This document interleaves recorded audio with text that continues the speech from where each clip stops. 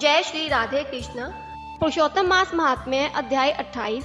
श्री नारायण बोले, चित्रगुप्त धर्मराज के वचन को सुनकर अपने योद्धाओं से बोले, यह करदे प्रथम बहुत समय तक अत्यंत लोभ से ग्रस्त हुआ, बाद चोरी करना शुरू किया। इसलिए यह प्रथम प्रेत शरीर को प्राप्त कर बाद में वानर शरीर में जाए, तब हम इसको बहुत सी नरक यातना देंगे। हे भट्ट लोग, धर्मराज के गृह में यही कर्म श्रेष्ठ है। इस प्रकार चित्रगुप्त से आज्ञा प्राप्त होने पर भयंकर भट्ट लोगों ने चित्रगुप्त की आज्ञा अनुसार शीघ्र वैसा ही किया और उस ब्राह्मण को पीटते हुए प्रथम प्रेत शरीर में करके फल रहित वन में रखा। वह ब्राह्मण प्रेत योनि को प्राप्त कर उस निर्जन गहन वन में क्षुधा तृषा से अत्यंत व्याकुल होकर भ्रमण करने लगा। प्रेत योनि में होने वाले दुख को भोग कर बाद फलों के चोरी करने से होने वाली वानर योनि को पाया। सुंदर शीतल जल और छाया तथा फल पुष्प से युक्त जम्बू खंड के मनोहर सुंदर कालजोर पर्वत पर वहां इंद्र से बनाया हुआ उत्तम कुंड है। मान सरोवर के समान पवित्र, सत्पुरुषों से सेवित, पापों का नाश करने वाला, देवताओं को भी दुर्लभ मृग तीर्थ नाम से प्रसिद्ध था, जिसमें श्राद्ध करने से पितृलोक सदगति को चले जाते हैं। वहां पर देवता लोग दैत्यों के भय से मृग होकर निरंतर निर्भय स्नान करने लगे। इसलिए विद्वान लोग उस कुंड को मृग तीर्थ कहते हैं। मनुष्य शरीर को प्राप्त कर यह ब्राह्मण वहां पर फलों के चोरी करने के पाप से प्रथम वानर शरीर को प्राप्त हुआ। नारद मुनि बोले, त्रैलोक्य को पवित्र करने वाले रमणीय मृग तीर्थ में पाप कोटि से युक्त वह दुष्ट वानर कैसे वास करता हुआ? हे नाथ, हे तपोधन, मेरे मन के संदेह को काटो, क्योंकि आपके समान गुरुजनों का अपने शिष्यों के विषय में कभी भी गोप्य नहीं होता है। सूत जी बोले, हे विप्रलोग, इस प्रकार नारद मुनि से प्रेरित होने पर अत्यंत प्रसन्न तपोनिधि नारायण भगवान नारद मुनि का सत्कार करते हुए बोले, कोई चित्रकुंडल नाम का महान वैश्य था। पतिव्रत धर्म में परायणा तारका नाम की उस वैश्य की स्त्री थी। उन दोनों ने भक्ति से पवित्र श्री पुरुषोत्तम मास का व्रत किया। जब श्री पुरुषोत्तम मास का व्रत करते उन दोनों का श्री पुरुषोत्तम मास बीत गया, अंतिम वाले दिन के आने पर स्त्री के साथ हर्ष से युक्त श्रद्धा पूर्वक चित्रकुंडल ने उद्यापन किया। पुरुषोत्तम मास के उद्यापन विधि करने के लिए वेद और वेदांग को जानने वाले गुणी स्त्री सहित ब्राह्मणों को बुलाया। हे नारद, वहां पर धन के लोभ से करदे भी आया। उद्यापन विधि के पूर्ण होने पर चित्रकुंडल ने बहुत बड़े दानों से उन सब पत्नी व ब्राह्मणों को प्रसन्न किया। उन समस्त ब्राह्मणों के प्रसन्न होने पर भूयसी दक्षिणा को दिया। उस दी हुई भूयसी दक्षिणा से प्रसन्न अन्य सब ब्राह्मण गृह को गए, परंतु अत्यंत लोभी करदे उस वैश्य चित्रकुंडल के सामने रोता हुआ खड़ा हो गया और विनय से नम्र होकर गदगद वाणी से बोला, हे चित्रकुंडल, हे वैशेष, हे भगवत भक्ति के सूर्य, आपने पुरुषोत्तम मास का व्रत विधि से अच्छी तरह किया। इस तरह पृथ्वी तल में कहीं पर किसी ने नहीं किया। आप कृतार्थ हो, सर्वथा भाग्यवान हो, जो तुमने परम भक्ति से पुरुषोत्तम भगवान का सेवन किया। तुम्हारे पिता धन्य हैं और तुम्हारी पतिव्रता माता धन्य है, जिन दोनों ने तुम्हारे समान हरिवल्लभ पुत्र को पैदा किया। यह पुरुषोत्तम मास धन्य से भी धन्य है, जिसके सेवन से मनुष्य इस लोक के और परलोक के फल को प्राप्त करता है। तुम्हारी इस पूजा को देखकर मैं चकित हो गया। तुमने बहुत बड़ा काम किया, इसमें संदेह नहीं है। हर्ष से दूसरे ब्राह्मणों को भी बहुत सा दान दिया। भाग्यहीन मेरे लिए क्यों नहीं देते हो? इस प्रकार करदे के कहने पर चित्रकुंडल वैश्य ने करदे को धन दिया। करदे ने धन को लेकर प्रसन्नता से उसको जमीन में गाड़ दिया। वहां पर करदे ने श्री पुरुषोत्तम की बड़ी पूजा देखी और धन के लोभ से पुरुषोत्तम मास की प्रशंसा की। पूजा के दर्शन महात्म्य से और पुरुषोत्तम भगवान की स्तुति से तथा धन का लोभ होने पर भी मृग तीर्थ को आया। सूत जी बोले, दर्शन से, स्तुति से, धन के लोभ करने से भी दुष्ट वानर को उत्तम तीर्थ का सेवन हुआ।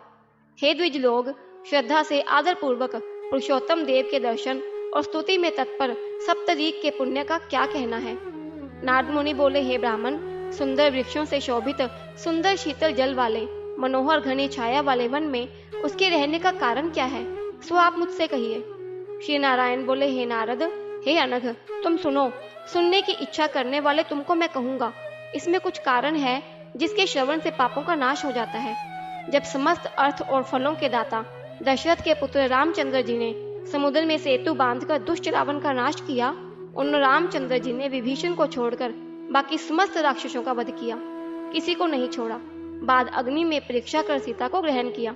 ब्रह्मा, शंकर, इंद्र आदि देवता रावण के वध से प्रसन्न होकर बोले कि हे राम, तुम वर को मांगो। ऐसा कहने पर भक्तों को अभय करने वाले रामचंद्र बोले, हे देवता लोग, यदि इस समय वरदान देना है तो सुनो। यहाँ पर राक्षसों से शूर वानर मारे गए हैं, उनको हमारी आज्ञा से अमृत वृष्टि कर शीघ्र जिला दो। तथास्तु। यह कहकर ब्रह्मा, शंकर, इंद्र आदि देवताओं ने अमृत की वृष्टि करके वानरों को जिला दिया। तदनंतर वे जयशाली समस्त वानर जीवित हो गए और चिरकाल तक शयन कर उठे हुए के समान देखने में आए। बाद रामचंद्र चारों तरफ बैठे हुए समस्त वानरों के साथ पुष्पक विमान पर सवार होकर प्रसन्न मुख कमल वाले सप्तरीक रामचंद्र बोले, हे सुग्रीव, हे हनुमान, हे तारात्मज, हे जाम्बवान, वानरों के साथ आप लोगों ने मित्र का समस्त कार्य किया। आप लोग उन वानरों को आज्ञा दो जिसमें यहाँ से आप लोगों की आज्ञा पाकर वानर अपनी अपनी इच्छा अनुसार जंगलों में जाएं। हमारे ये दीर्घजीवी वानर जहाँ जहाँ वास करें, वहाँ के वृक्ष पुष्प फलों से युक्त हो जाएं। नदी मीठे जल वाली हो, शीतल जल वाले सुंदर तालाब हों, इनको कोई भी मना नहीं करे। हमारी आशा से समस्त वानर जाएं। इसीलिए रामचंद्र के प्रभाव से जहाँ वानर जाति के लोग वास करते हैं, वहाँ वन में मीठे जल वाली नदी और सुंदर तालाब होते हैं। पुष्प पत्र से युक्त सुंदर फल वाले बहुत से वृक्ष हैं, परंतु अदृष्ट से होने वाले पूर्व जन्म के सुख दुख जहाँ जहाँ प्राणी निवास करता है, वहाँ वहाँ अवश्य जाते हैं, क्योंकि बिना भोगे कर्म का नाश नहीं है, ऐसी वेद की आज्ञा है। श्री नारायण बोले, फिर वहाँ पर यह लालची वानर पर्वत के समान बढ़ता हुआ भूख प्यास से पीड़ित वन में विचरण करने लगा। उसके मुख में पित्त के प्रकोप से पीड़ा उत्पन्न हुई, जो उसका जन्म का रोग था, जिस पीड़ा से मुख के घावों से दिन रात रुधिर बहा करता है। अत्यंत पीड़ा के कारण कुछ भी भोजन नहीं कर सकता था, और वह वानर चंचलतावश वृक्षों में से उत्तम फलों को तोड़कर मुख के पास ले जाकर बहुत से फलों को जमीन में गिरा दिया करता था। वहाँ वानर पीड़ा के कारण कहीं भी एक स्थान पर बैठने में असमर्थ था। एक वृक्ष से दूसरे वृक्ष पर जाता हुआ मृत्यु को सुख देने वाला मानने लगा। किसी समय पृथ्वी पर गिर पड़ा और अत्यंत दुखित हो विलाप करने लगा। शरीर के टूट जाने से जलहीन मछली के समान तड़फता हुआ रोदन करने लगा। शिथिल शरीर वाला, गलित मुख वाला वह वानर भूख प्यास से पीड़ित हो गया। उसके समस्त दांत मुख रोग से पीड़ित होकर गिर गए। पूर्व जन्म के कृत पाप से इस तरह दुख को प्राप्त हुआ। इस प्रकार नित्य प्रति निराहार रहते हुए वानर को दैव योग से श्री पुरुषोत्तम मास आया।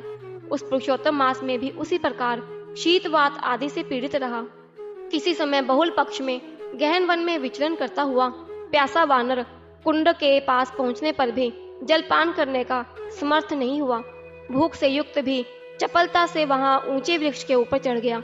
एक वृक्ष से दूसरे वृक्ष पर जाते हुए उसके बीच में एक कुंड आ पड़ा। बहुत दिनों से निराहार, शिथिल इंद्रियों और जर्जर शरीर वाला, निर्बल शिथिल प्राण वाला कुंड के तट भाग में आया। इस प्रकार दशमी तिथि से 4 दिन तक वानर को श्री पुरुषोत्तम मास में उस कुंड में लोटपोट करते बीत गए।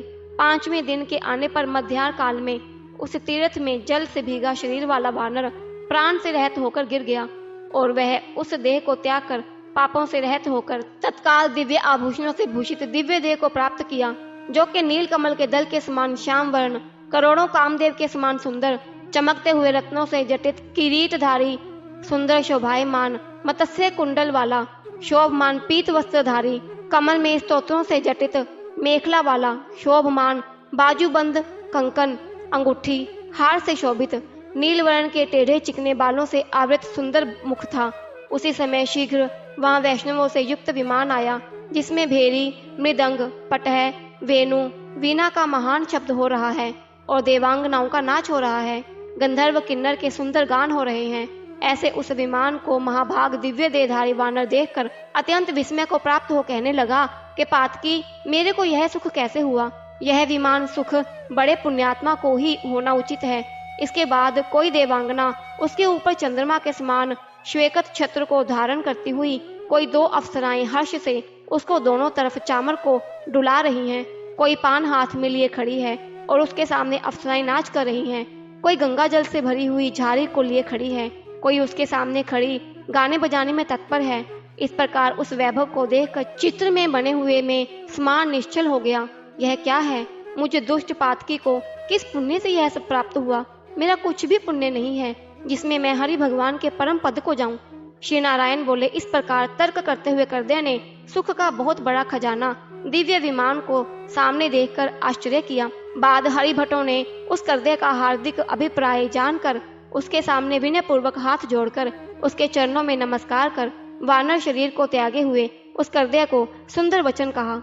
इति श्री पुरुषोत्तम मास महात्म्य अध्याय 28 संपूर्णम। जय श्री राधे कृष्ण।